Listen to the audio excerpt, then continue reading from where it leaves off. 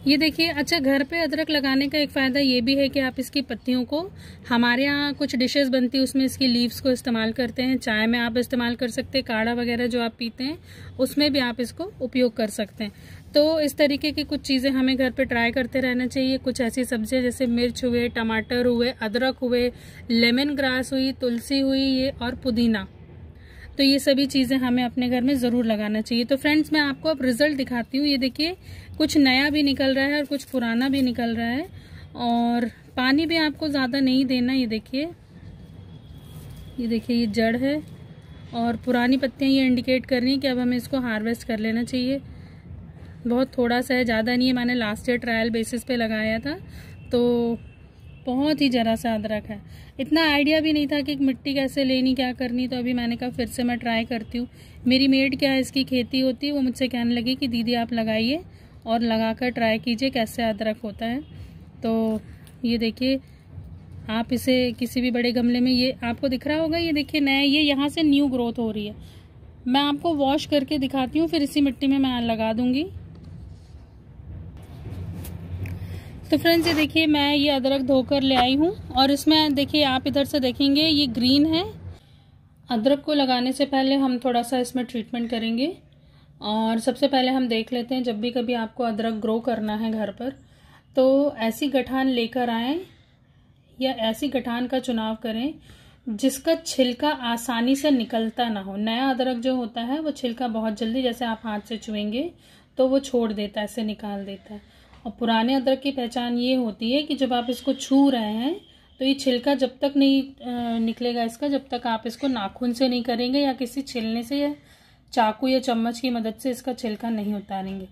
तो जब भी कभी हमें ग्रो करना है तो हमें हमेशा पुराने अदरक को चूज़ करना चाहिए, नए अदरक में हमको मिलती नहीं है। दूसरा कि किसी जब आपको देखना है कि अदरक लगाना है तो उसमें ग्रोथ के पॉइंट्स दिखना चाहिए। जैसे यहाँ आप देख रहे हैं, ये यहाँ पे एक बड फॉर्म होगी, यहाँ से एक ग्रोथ निकलेगी, एक यहाँ से निकलेगी, एक ये देखिए आप यहाँ से आपको थोड़ी सी ग्रोथ दिखेगी, अंकुरण जिसको बोलते हैं, ये अंकुर फूट रहे हैं। तो हम इसके लिए पहले थोड़ा सा ट्रीटमेंट कर ले ताकि अदरक जो है ये एक राइजोम है और कुछ एनर्जी इसके अंदर स्टोर रहे, इसमें किसी भी प्रकार का इसमें फंगस या बैक्टीरिया ना हो जिसमें ये गल के खत्म ना हो जाए। तो हम सबसे पहले, ये मेरे पास में पतंजलि का गौमूत्र है। वैसे तो फ्रेश लेना चाहिए, वो ज़्यादा अच्छा है, पर मैं इसलिए ये बता रही हूँ ताकि जो व्यूअर्स मेरे ऐसी जगह रहते जो नहीं अफोर्ड कर पाते या जिनके पास ये चीज़ें अवेलेबल नहीं हैं, तो वो ये पतंजलि का गौमूत्र ले सकते हैं। तो ये कम से कम 50 to 100 ml, जिसमें हमारा अदरक पूरा डूब जाए, गठान पूरी डूबनी चाहिए, है ना। हमको कोटिंग करना है। ये आपने गौमूत्र ले लिया। गौमूत्र में हम सबसे पहले मिलाएंगे गुड़। ये करीबन 5 ग्राम के लगभग गुड़ है।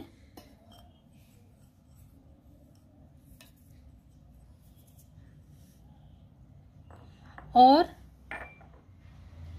5 ग्राम हल्दी,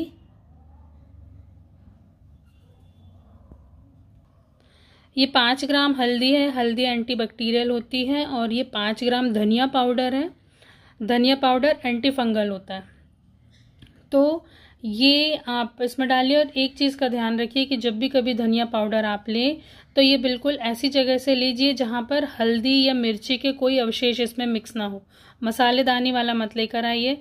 फ्रेश जहाँ आपने स्टोर करके रखा है वो लेकर आइए। घर का पिसा होगा तो बहुत ही उत्तम, या फिर रेडीमेड जो आप इस्तेमाल करते हैं उसमें भी इस चीज़ का विशेष ध्यान रखिए।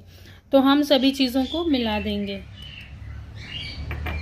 मिलाने के बाद में ये हमारा एक घोल जैसा रेडी हो गया। ये देखिए, हम 10 से 15 मिनट इसमें भिगा के रख देंगे इस घोल में।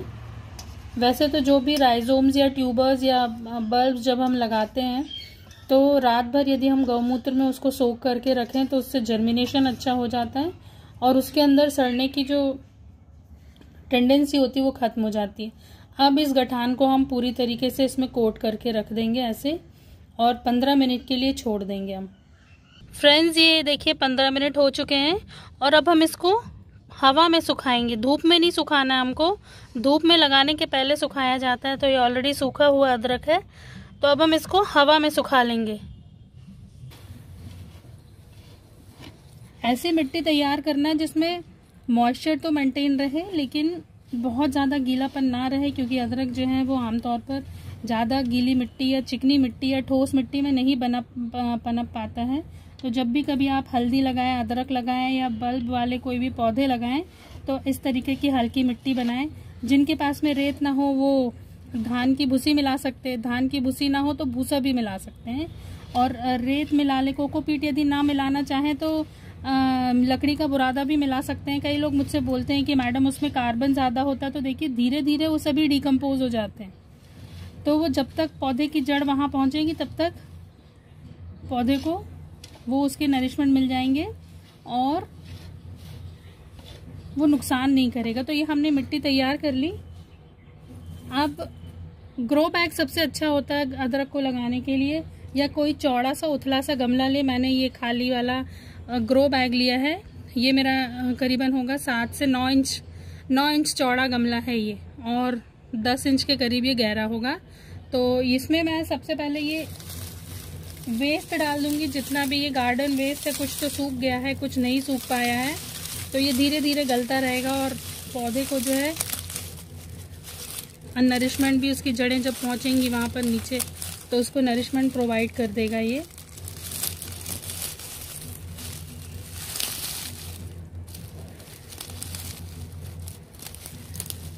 बहुत ज़्यादा खाद की ज़रूरत अभी नहीं पड़ती जब तक स्प्राउटिंग। मैं आपको रिजल्ट भी दिखाऊंगी। मैंने अपने घर में अदरक लगाया था और अदरक को ग्रो होने में थोड़ा सा समय लगता है। अभी रिसेंटली मैंने उसको हार्वेस्ट किया, थोड़ा सा मैं यूज़ कर चुकी हूँ। लेकिन तो ये जितनी भी ये पत्तियाँ हैं ड्राइड, ये सब मेरे लिए तो गोल्ड चीज़ें रहती हैं। मैं इनको सबको बचा बचा कर रखती हूँ। पत्तियाँ हुई, टहनी हुई, सूखा पुराना जो भी कचरा। अब हम इसको भर देंगे और भरने के बाद में खूब अच्छे से इसको हम दबा देंगे। ठोस एकदम आपको दबा देना है ताकि ग्रो बैग अपना पूरा शेप ले ले और जितने एयर पॉकेट्स हैं वो भर जाएं।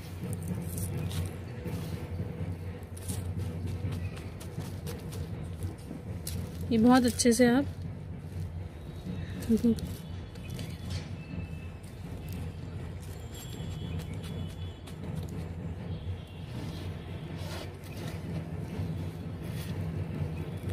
ये देखिए हमने ये लेयर डाल दी। आप खूब अच्छे से ठोक दीजिए, आप बिल्कुल ऐसे दबा दीजिए, खूब अच्छे से दबा के, क्योंकि जैसे ये कचरा दबेगा तो यहाँ पे और ये नीचे बैठता जाएगा। अब ये देखिए ये हमारा अदरक जो है ये सूख चुका है और हमें इसे तोड़ना नहीं है, हमें इसे ऐसे रख देना है। इस तरीके से आप रख दीजिए और बस इसके ऊपर जो है आपकी ये मिट्टी डाल दीजिए। बहुत ज़्यादा मिट्टी नहीं डालना है।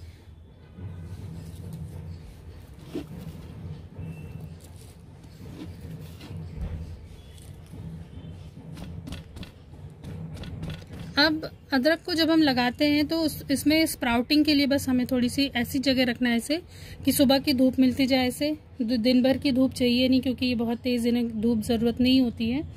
तो इनको ऐसी जगह रखिए आप सुबह की 2-3 घंटे की धूप मिल जाए इतना काफ़ी, क्योंकि ज़्यादा तेज़ इनको धूप मिलती है तो इनकी पत्तियां झुलस जाती हैं।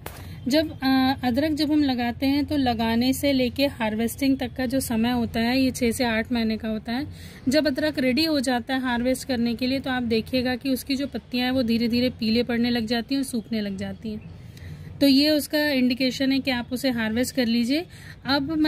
अब बात करते हैं फंगीसाइड की। तो देखिए इसमें वैसे अदरक में कोई कीड़े मकोड़े नहीं लगते, तो अदरक को बचाने के लिए वैसे कोई ज़रूरत हमें पड़ेगी नहीं। पर जो आमतौर पर आप अपने गार्डन में मैं गौमूत्र स्प्रे करती हूँ, या फिर नीम का तेल मेरे पास उपलब्ध हमेशा नहीं रहता, तो मैं मोस्ट ऑफ द टाइम गौमूत्र मेरे पास रहता ही है, तो मैं फ्रेश वाला मंगवा लेती हूँ और उसी को मैं स्प्रे करती हूँ।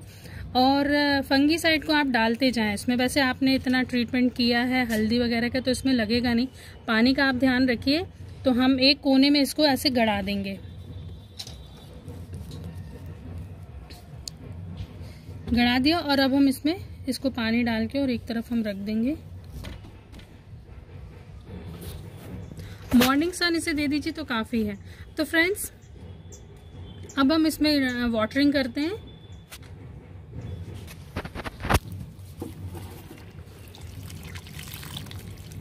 पानी इतना देना पहली बार में काफ़ी दे दीजिए, पानी की चारों तरफ से बह जाए और मॉइस्चर बना रहेगा। बहुत ज़्यादा पानी वानी देने की आवश्यकता नहीं पड़ती।